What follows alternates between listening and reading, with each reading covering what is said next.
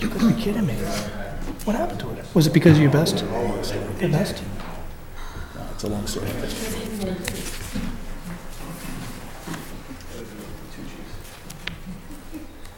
All set? Okay. So welcome to the January 8th, 2018 Board of Selectmen's meeting. Please join me in the Pledge of Allegiance. Pledge of allegiance to the flag of the United States of America and to the republic for which it stands, one nation, under God, indivisible, with liberty and justice for all.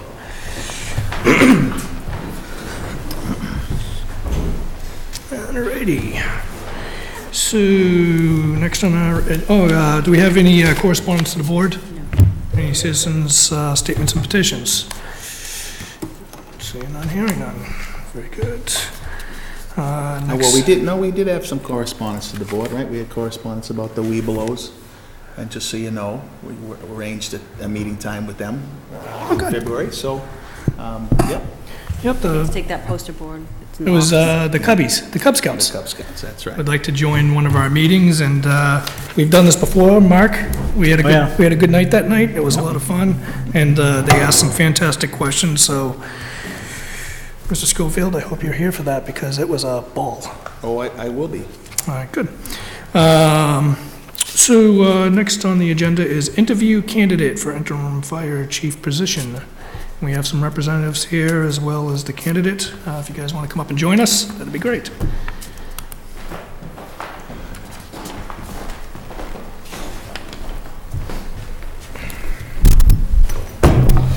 Just for the record, if you guys can introduce yourselves, because we're on camera right now, so that'd be great. Good. So, good evening. I'm pleased to be back. I'm Brian Duggan, Director of Fire Services for MRI. And when last we were here, we talked about moving forward with the idea of pursuing an interim fire chief. And from that meeting forward, we've worked diligently with the town to identify potential candidates and evaluate sort of the interest and qualification of candidates, and have brought it down to a single candidate that was interviewed about 3 weeks ago with us, and this is Chief Richie Harris. I'll let him introduce himself, but to say he is well-schooled in the world of interim fire chiefs is an understatement. He just completed interim assignments in both Northborough and Topsfield, and I'll let you take it from there, Richie. All right. My name is Richard Harris. I lived in the town of North Reading. I worked in the town of North Reading for 33 years. I retired as the fire chief there. I have a master's degree in public administration. I have a bachelor's degree in emergency management and a fire science degree. As he says, I've worked in 3 other departments at this time. When Brian had called me and mentioned Mendon, I thought it was a really good challenge. I thought it was a really good fit for myself, and I asked him if I could apply for the position. I came and I met with Kimberly and a couple of other gentlemen, the police chief and so forth. And I'd be pleased and honored if I had the opportunity to work for you folks. If you have any questions for me, I'm more than happy to answer them. Great. Hand your resume up. Is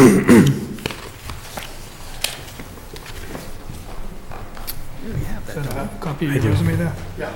Sorry about that. First. No worries. Thank you. Thank you. Now, do you prefer Richie or Richard?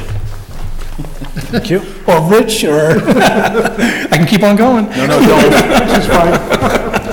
Rich. All right, thank you.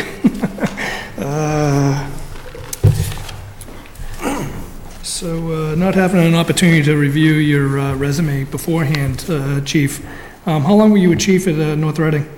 I was chief for 4 years. 4 years. How big was your staff there?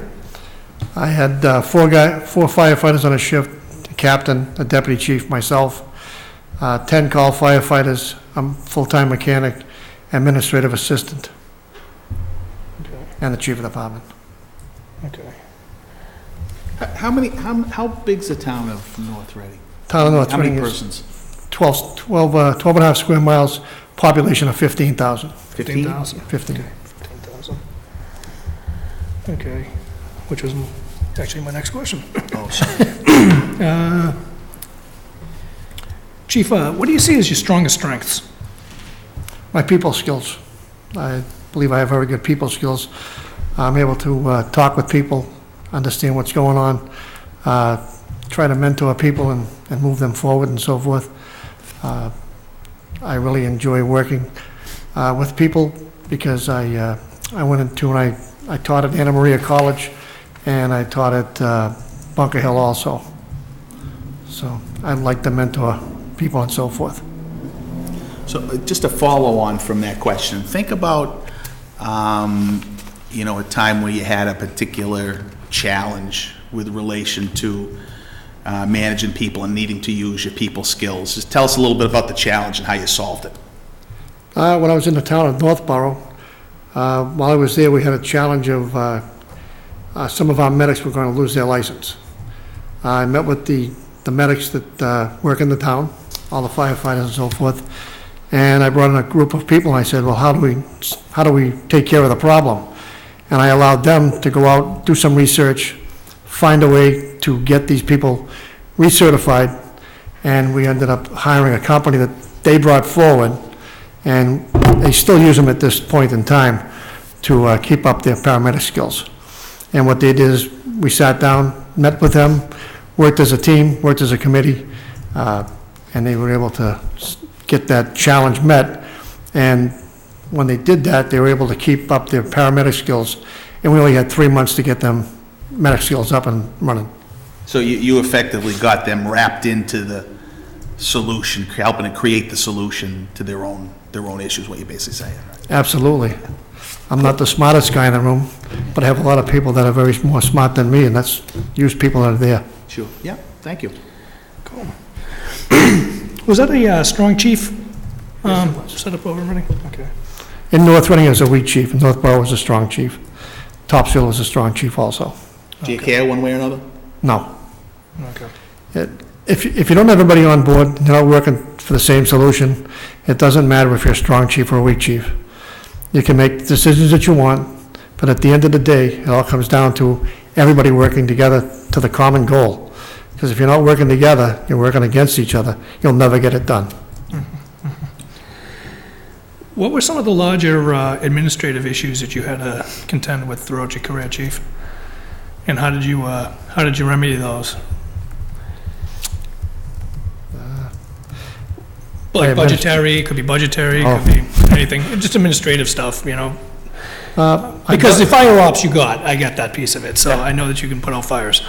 So more on the administration piece of it. In my department in North Reading, we had 4 personnel per shift.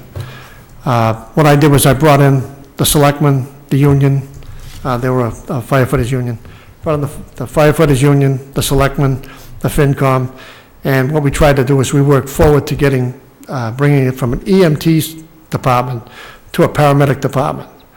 And what I did was I invited all of the group to come there, and what I did was I brought in companies, Action, Ambulance Service, Pro Ambulance Service, and what I did was I put everybody in a room, and I told the companies, prove to these folks here that it would be better suited if we hired an ambulance company than use the firefighters that we have in the community. And the union was sitting there, listened to the whole thing, and we told them point blank, this is an opportunity for you to take over the department, basically, the EMS department. And we ended up bringing in 3 different companies. They made their pitch, and at the end, the fire department ended up going to a 5-man shift and went to the paramedics of their own, and we developed a program so they became paramedics. We proved that we could substantially bring in enough revenue to pay for it, the 4 additional personnel, and enough revenue to enhance the department to go to the medic skill level so that we could pay for all of it, and also, in turn, have enough money to buy the equipment, the ambulance, and have enough money in the bank to move the department forward. So we hired 4 additional people. Oh, great. Obviously, which was one of my follow-up questions, obviously you have EMT and paramedic experience then, at least managing it. I'm not an EMT at this time. Yep. I was in the back of an ambulance for 33 years.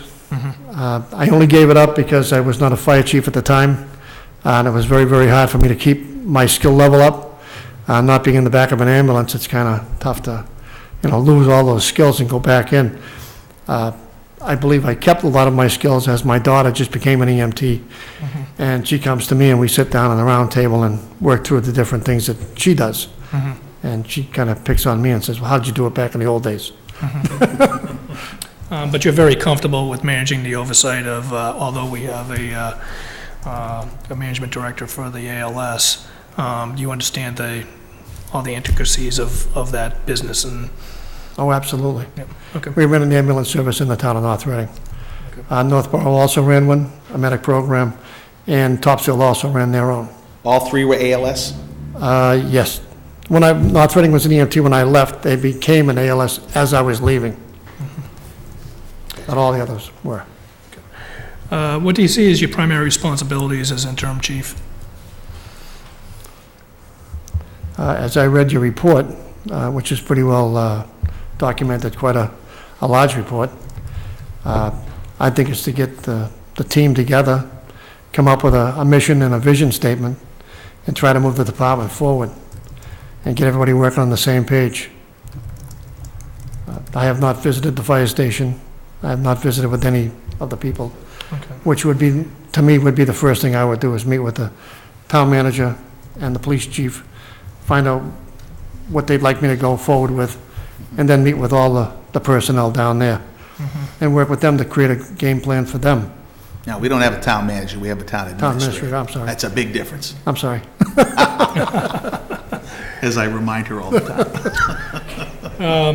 I'm going to go back to that because I'm going to have some follow-up questions on that piece of it.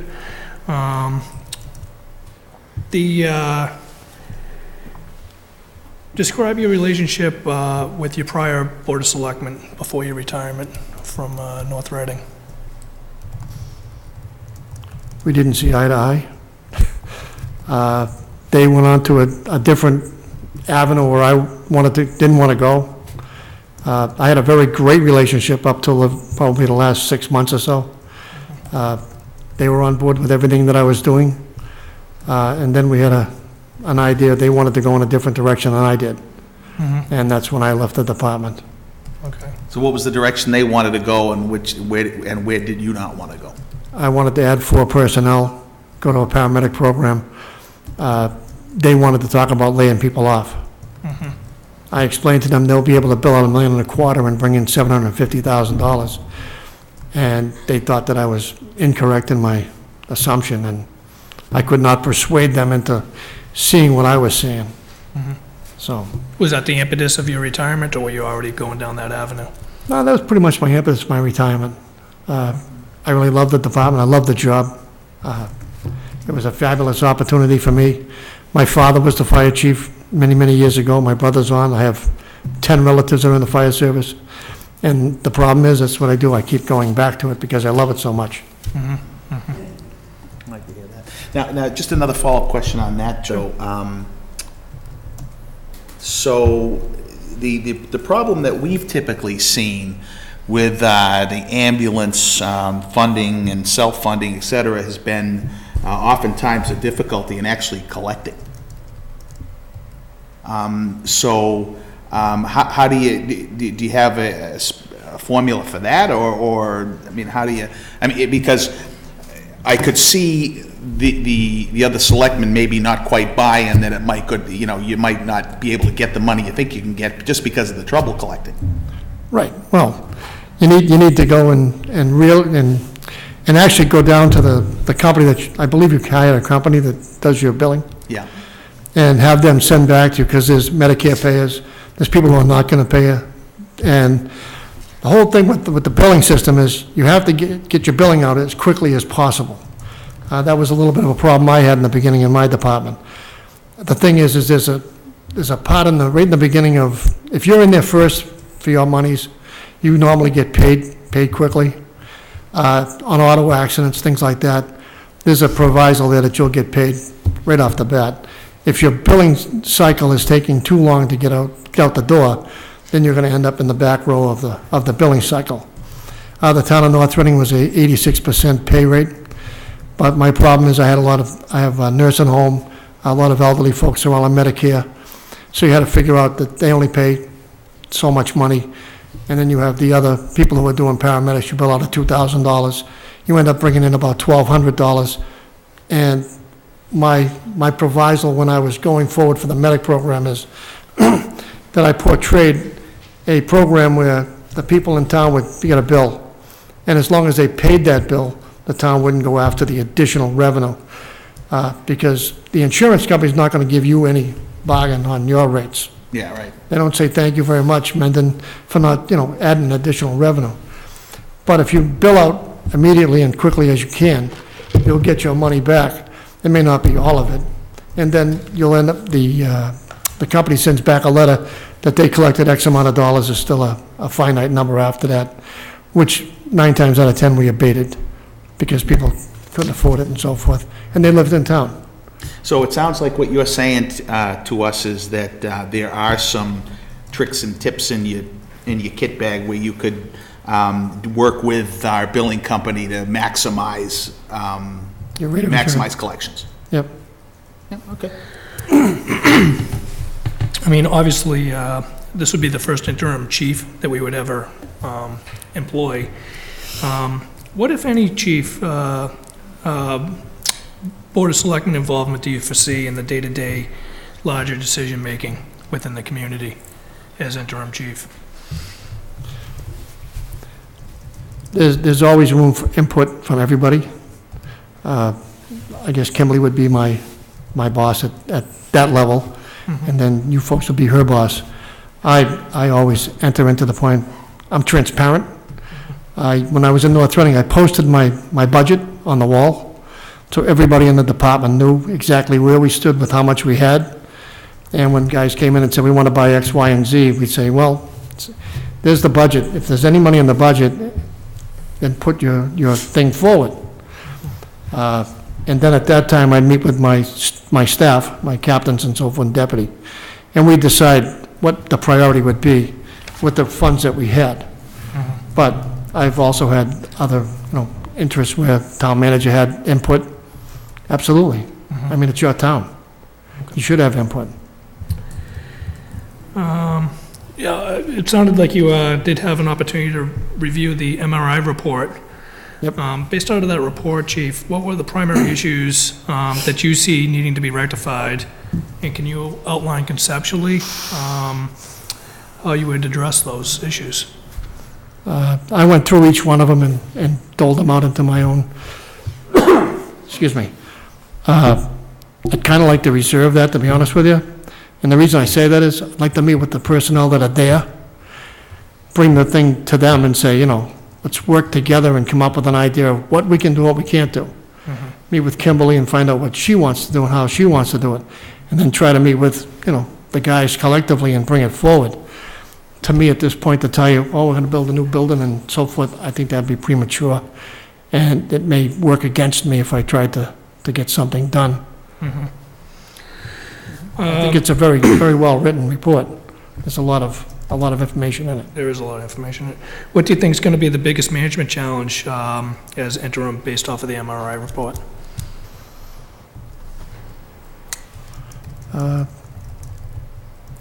Probably getting to know the personnel, getting them to collectively work with me to move the department forward. I know I've met a bunch of people that I know that know some of the guys here, and the department is pretty well, nicely, a lot of good people, as they said to me. So I honestly don't know until I sit down and talk with them and so forth. I truly believe that it's your department and their department. And I'm going to try to get the ship to run in the direction that everybody wants to go in. I don't know how else to answer that one, I honestly. think that was perfect That's myself. fair, yeah, that's fair.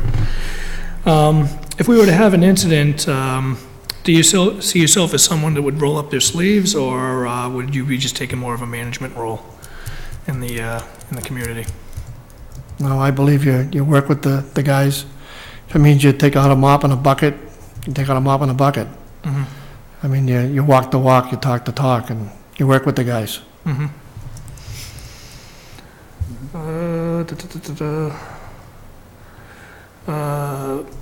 although this is an interim position, what interests you the most, Chief, about this position?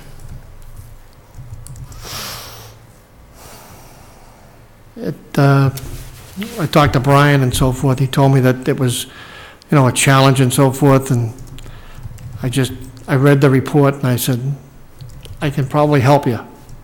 That was what I thought about it, and I think there's a lot of good there. I think there's a lot of things that you can move around and so forth and make it better. And after he talked to me about it, he says, I think you're the guy that could help us. So, Rich? Mark? We're certainly considering all potential options, whether it be a permanent chief, whether it be shared services, whether it be whatever. Do you feel as though that your skill set and what you've seen in the report, that you could equally help no matter which way it goes? Do you feel like either direction is, any particular direction is less or more suitable to what you can help us with? I think I can help you in either direction. It depends on what your goals and your intentions are. Yeah. To help the gentlemen and the ladies down there that work there and so forth, to meet your expectations and their goals and so forth. I guess I'm willing to go in either direction. Let me restate the question slightly different. Would you enjoy the challenge equally, irrespective of which direction it goes? Absolutely. Okay, that's what I wanted to know. Thank you. I'm done with my questions. You done? Oh, yeah, sorry. I just figured we'd just go down the line. Okay. I have maybe just two questions. Do you have any relationships with the chiefs in the surrounding communities to Mendon? I know probably 3/4 of the chiefs in Massachusetts. Okay, that's good. I've met quite a few of them and so forth. Okay. I belong to the Fire Chiefs Association of Mass, as well as Brian does. Great. And then when you were an interim in Northborough and Topsfield, how did you manage relationships with the chiefs in the surrounding communities there? Did you meet with all of them? How did you? I met with most of them. I met most of the guys. I know a lot of them from the FCAM, which is the Fire Chiefs Association meetings that they go to once a month and so forth. I met with pretty much all of them. I made it a point to go out there and meet with them and knock on the door and say hi. And you need to find out what your resources are, what we bring to the table and what they bring to the table. How can we help you in mutual aid? Mutual aid is a huge thing here. Always was in every department I've been to. Mutual aid is a great thing. You can call as much as equipment as you need, as many people as you need, and you have to be able to reciprocate. Great. None of us can do this alone. The other communities that you've been in, you're aware that Mendon has very few fire hydrants, right? That we don't have public water, and mostly you have to use water tankers and et cetera, right? I mean, that doesn't. Tankers, yes. Yeah, so that doesn't concern you? No. No. You just keep calling, they keep coming. There you go. Chief, in your experience as interim chief, in other communities, what are some of the challenges you've experienced, and how did you overcome those? I had a little, how do I explain this one? I mended fences between the administration and the guys. I'm an open door policy. Anybody can walk through the door. Doesn't matter if it's the selectman, a civilian, anybody. It's customer based. The department's customer based, and you're taking care of customers. You can call them customers, you can call them community, whatever you want to call them. It's people, and it's how you relate to people and so forth. What I do is I go out and meet with everybody, senior citizens, go down to the senior hall, go to the schools, meet with the schools, find out what we can do for them, and possibly what they can do for us. It's all about relationships and building relationships so that people can work together. I opened the doors in the last two communities. One community and the selectman's never been in the fire chief's office in 15 years. Somebody said, "How did you get him to come here?" I said, "I opened the door." And they came down, and I listened to them, and we were buying turnout gear, and they didn't understand why I wanted to buy 2 sets of turnout gear. And after I explained it to him, and explained cancer and so forth, and washing machines, and he understood, and he was very happy with the answer, and so far, he's been an ally to the department, and moved the department forward. I mean, like I said before, we're all together here, and if we can open it up to get everybody to work together, then that's pretty much the mission ahead. I don't know if that answered your statement or not. Yeah, you did. It sounded like you mended a fence. There was some relationship issues Yes, in the community, and you helped bridge that gap. bridge the gap. Okay. Any other? I'm good. I'm good. Do you have any questions for us? I gotta hope, no. No, I gave a lot of questions to Kimberly and to Mr. Duggan at some point. I guess my next question would be is, when you do fill it, how long before you do fill the position? I guess is where I'm coming from next. Obviously, we gotta, go back and caucus. Yep. On tonight, and we definitely have a need, to fill the position, so, you want to give, one last, final statement? Well, it would be a pleasure to come here and work with you folks. I truly enjoyed my last 3 departments that I worked at. I really kind of enjoyed the fire service. It's a great opportunity to come back and work with, and I meet some fabulous people while I'm doing this. Departmental members, selectmen, community people, and so forth. And just the opportunity to work with new people, vibrant people with different ideas. The departments that I went to, I brought my ideas of what I've done in the past from the departments that I work at. And I brought them to other departments, and I went back to my own department, and a lot of the ideas that I got from the other departments, I brought back to North Reading, and they have taken those different things there. The only thing I wish that fire chiefs could do is, if, once they become a fire chief, is to allow them to go to another department and work there, to network and learn what other people do and how they do it, because there's so many ways to do the same thing. Just because you've done it this way, the same way for 200 years, doesn't mean you've been doing it right for 200 years. Just means you've been doing it the same way for 200 years. So, I'd like the opportunity to give it a try, give it a shot, work with you folks, if you'll have me. But that's all I got. It's funny when he said that, it reminds me of a joke where a woman's making a meatloaf, and they cut the, they kept on cutting the ends off, and they kept on asking her, why you cut the ends off? Well, because my mom always did it, right? Yeah. And then finally, well, you ask mom, and mom says, well, because my mom did it. Go to grandma, and she says, why do you do that? And she said, because the pan was too short. So, There you go. thank you very much, Rich. I really appreciate it. I just wanted to make one last comment. I think you'd probably fit in very well here. One of the things I like the most about what you talked about is it was clear to me that we like to manage by starting with why. Start with why, because why you do something makes a big important. It changes everybody's alignment to what you want to do when you get everybody aligned on why. And I really like that in what came out in our questions and answers. So thank you for coming and talking to us. Cool. All right. Yeah, thank you very much, Rich. I really appreciate it. Thank you. All right. Very good. Yes. What did you say? Silent City. All right, we have one more discussion with MRI. So we can invite the MRI back up, and this is to discuss our fire services.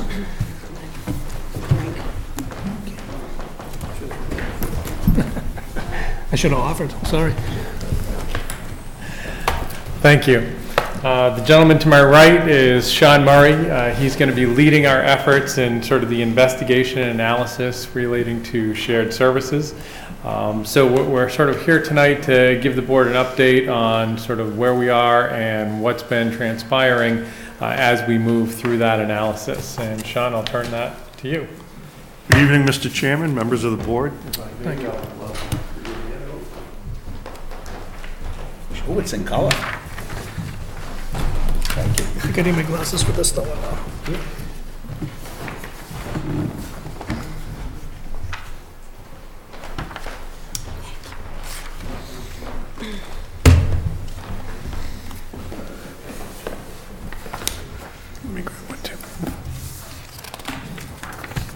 need one for the record, too?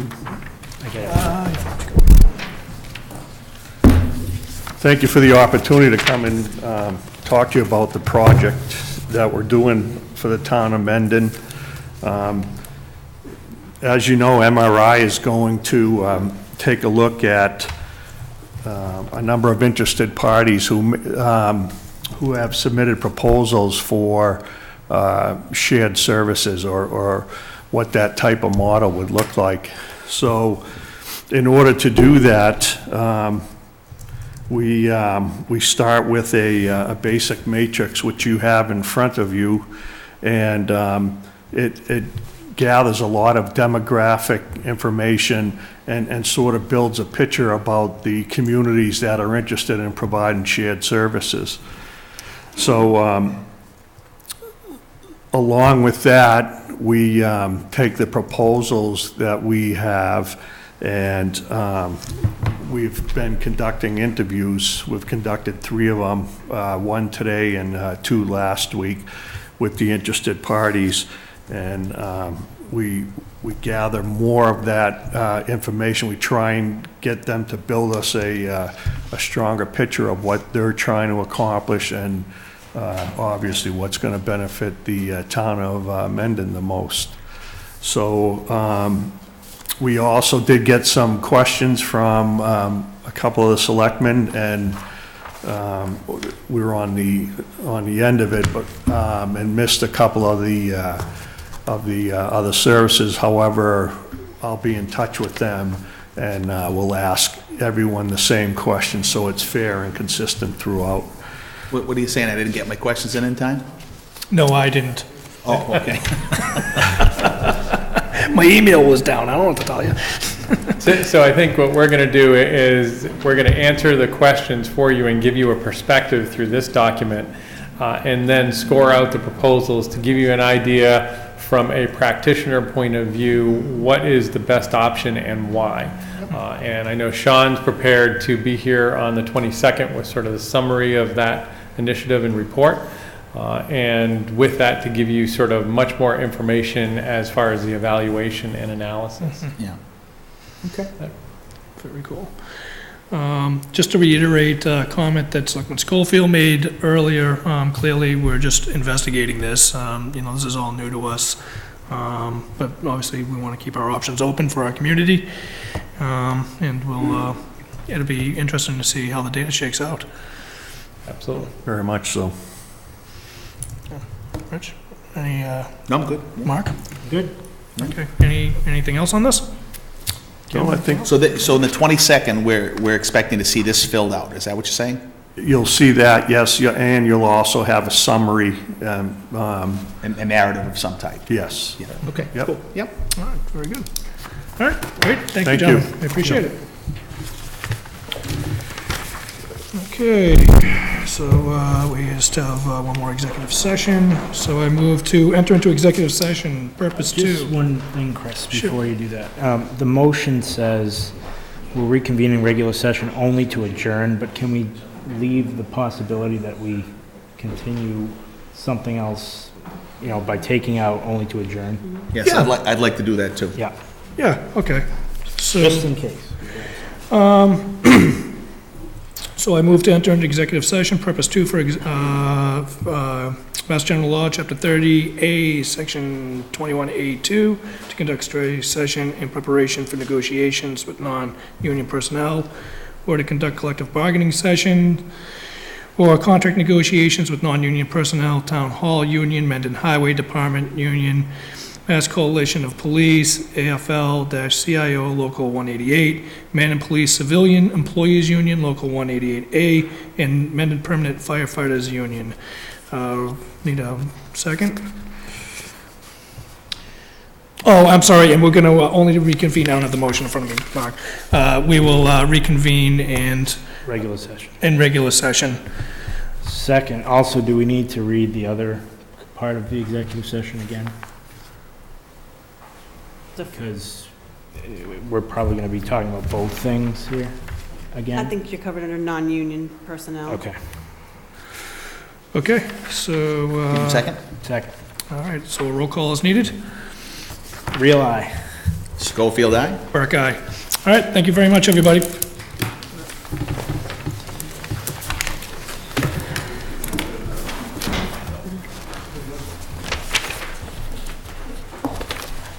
Better change that up, Chris. No, I like what you're saying.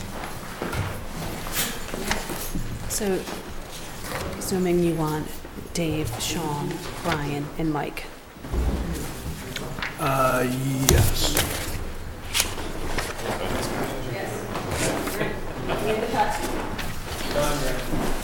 She's having Just for the first, yeah. No. No.